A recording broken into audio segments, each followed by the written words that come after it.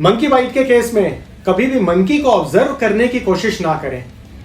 वैसे तो मंकीज को आप यूं भी ऑब्जर्व नहीं कर सकते हो, लेकिन कभी आपको यह लगे कि हमें तो मंकी ने, जू वाले मंकी ने हमें काटा है, जो चिड़ियाघरों में पाया जाता है, पिंजरे में जो बंद होता है, कभी उसने अगर आपको काट लिया तो आप ये सोचोगे कि मैं तो डेली 10 दिन तक जाकर उस मंकी को ऑब्जर्व कर सकता हूं कि क्या वो मरा है या वो जिंदा है। तो ऐसी गलती कभी भी मंकी बाइट में ना करें।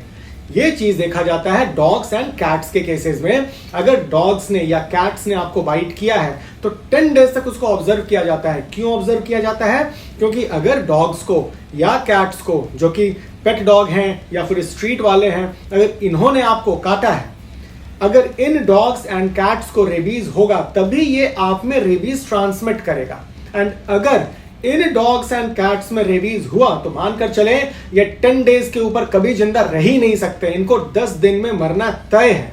एंड अगर ये डॉग्स एंड कैट्स 10 दिन में मर गए तो आप हो जाते हो एट रिस्क। तो आप एट अर्लीस्ट आप स्टेप्स लेना शुरू कर देते हो ताकि आपको आगे रेबीज ना हो। लेकिन ये बातें मंकीज के लिए लागू नहीं होती है।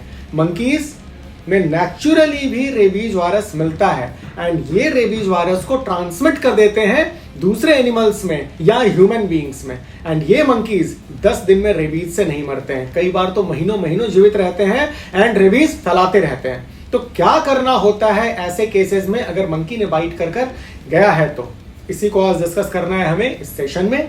स्टार्ट करने से पहले एक बार फिर से आपको बता दूं, मैं हूं doctor Anurag, MD in paediatrics, and आप लोग देख रहे हैं हमारा चैनल किड ओ केयर।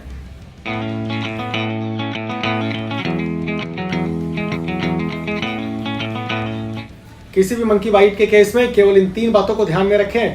पहली बात, वुंड मैनेजमेंट, जहां पर काट कर गया है कैसे इसे वॉश एंड क्लीन करें, this is the first and foremost step. Second step is ARV, anti rabies vaccine, and the third step is HRIG, that is human rabies immunoglobulin. Just in 3 बातों को ध्यान में रखें। वन बाय वन सारे steps को भी मैं बताने जा रहा हूं। स्टार्ट करते हैं पहले स्टेप से। पहला स्टेप बोलता है वुंड वॉशिंग। तो जहां पे मंकी ने काटा है, रनिंग वाटर से, सोप से आपको इसे 15 मिनट्स तक वॉश करना है। ऐसा ना हो कि आपने साबुन लिया, हाथों में अच्छे से लगा लिया, वॉश कर लिया इस तरीके से एंड यहाँ पे रब कर दिया एंड आप सोचो कि मेरा काम हो गया एंड पानी से इसको धो दिया। ऐसा नहीं।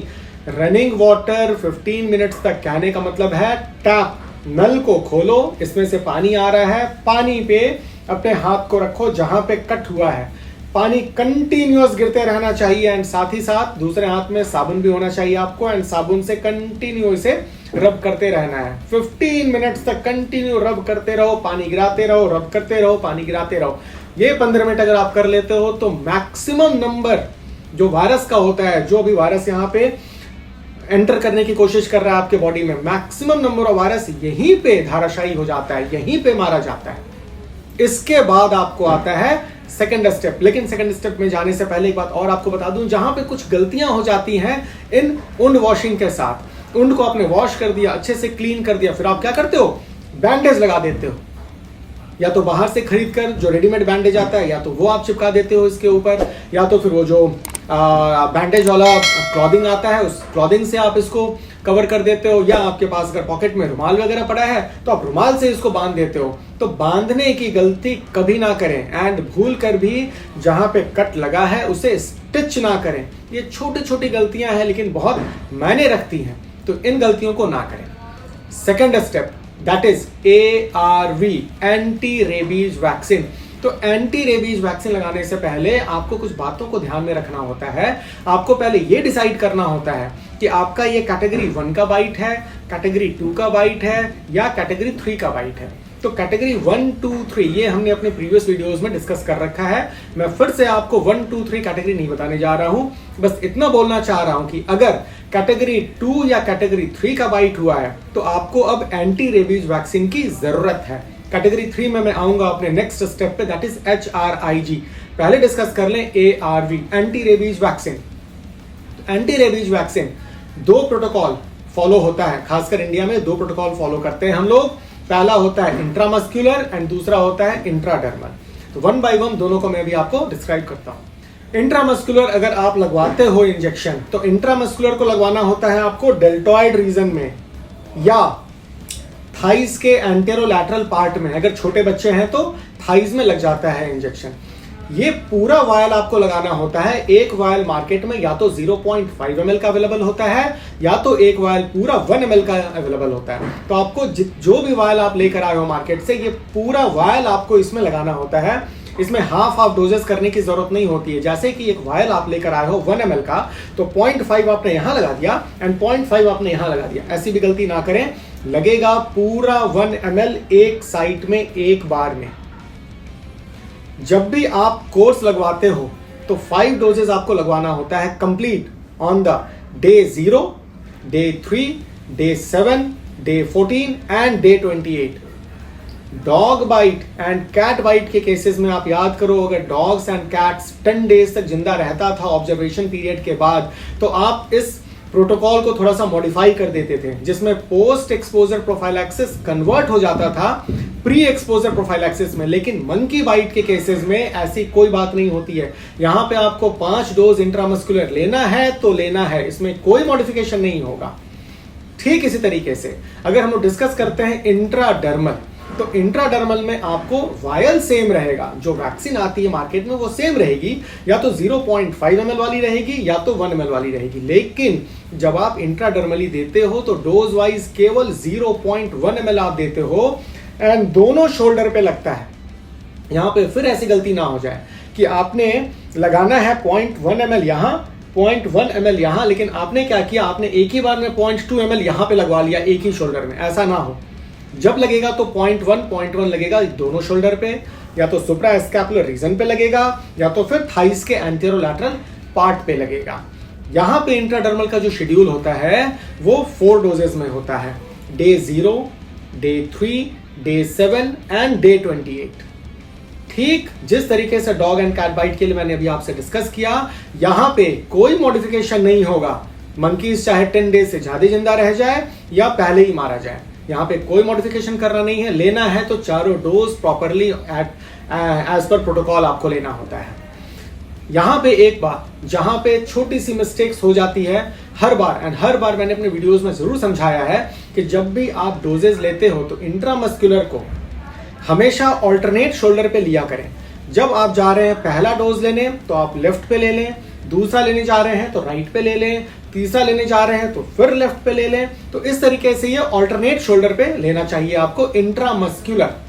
इसी तरीके से इंट्राडर्मल जब आप लेने जा रहे हो तो हमेशा दोनों शोल्डर पे लेना चाहिए एंड छोटा सा ब्लेब फॉर्म होता है। जब आप इंजेक्ट करते हो 0.1 ml तो स्किन के लेयर्स पे एक छोटा सा ब्लेब फॉर्म होता है। अगर ब्लेब फॉर्म हुआ है इट मींस कि आपने अच्छे से वैक्सीन लगवाया है, करेक्ट है। लेकिन अगर ब्लेब फॉर्म नहीं हो रहा है इट मींस इंट्राडर्मल ना लग के वो सब क्यूटेनियस एरिया में चला गया। यहां पे हो सकता है आपको रिपीट करने की जरूरत पड़े। तीसरा step HRIG, that is human rabies immunoglobulin. इसके बारे में मैं आपको पहले भी बता रखा है, आज फिर से एक बार रिपीट करने जा रहा हूं HRIG को। Human rabies immunoglobulin first day, जिस दिन आपने एंटी रेबीज वैक्सीन लगवाया है उसी दिन साथ लग जाना चाहिए। नहीं लग पाया, किसी कारणवश अगर डिले हो गया है तो 7 डेज के अंदर अंदर आपको लगवा लेना चाहिए। कभी भी बियॉन्ड 7 डेज ये ना जाए। तीसरी बात, अगर आपने 2 dose of anti rabies vaccine लगवा लिया है तो फिर आप HRIG नहीं लगवा सकते हो। इसलिए कोशिश करें फर्स्ट डोज ऑफ ARV लगने के साथ ही लगवाएं, नहीं तो 7 डेज के अंदर लगवाएं। सेकेंड डोज के बाद कभी ना लगवाएं।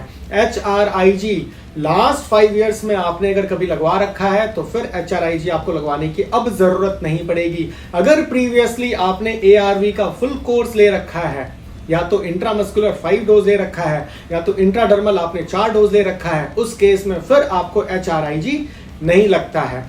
HRIG का डोजेस 20 इंटरनेशनल यूनिट पर केजी बॉडी वेट होता है। मैक्सिमली जहां पे मंकी ने काटा है मैक्सिमली वहीं पे इन्फिल्ट्रेट किया जाएगा इस HRIG को, एंड जो थोड़ा मोड़ा वॉल्यूम बच जाता है उस वॉल्यूम को आप इंट्रामस्कुलरली दे सकते हो। यहां पे ध्यान जरूर दें कि अगर आपने एंटी रेबीज वैक्सीन इस वाले बाजू में लगवाया है तो HRIG फिर इसी बाजू पे नहीं लगेगा, ये HRIG दूसरे जगह लगेगा। या तो इस वाले बाजू पे लगवा लो या तो फिर आप पैरों पे लगवा लो।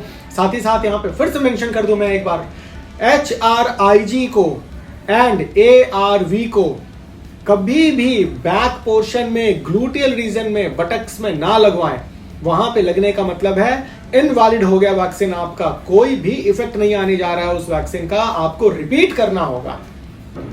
HRIG से रिलेटेड बहुत सारी एरर्स होती हैं एंड ये एरर्स कई बार लॉन्ग इंक्यूबेशन पीरियड का कारण भी हो जाता है। जनरली रेबीज का जो इंक्यूबेशन पीरियड है वो है 1 वीक टू 1 ईयर। कई सारे केसेस में आपने देखा है कुछ लोगों को 3 साल में, 4 साल में, एक बच्चे को जो कि चेन्नई से था 7 साल के बाद, डॉग बाइट के 7 ईयर्स के बाद उसको रेबीज हुआ। तो क्यों ऐसा होता है, क्यों इंक्यूबेशन पीरियड इतना लंबा चला जाता है? कई बार इसके पीछे एक कारण पाया गया है, that is errors in HRIG। तो HRIG लेते वक्त कभी भी भूल ना करें, इन छोटी छोटी गलतियों को ध्यान में रखें। उम्मीद करता हूं ये 3 स्टेप्स को अगर आपने फॉलो कर लिया है, wound management, ARV and HRIG, surely, definitely 100% आप प्रोटेक्टेड रहोगे अगेंस्ट रेबीज। मिलते हैं अपने नेक्स्ट सेशन में, टिल देन बाय।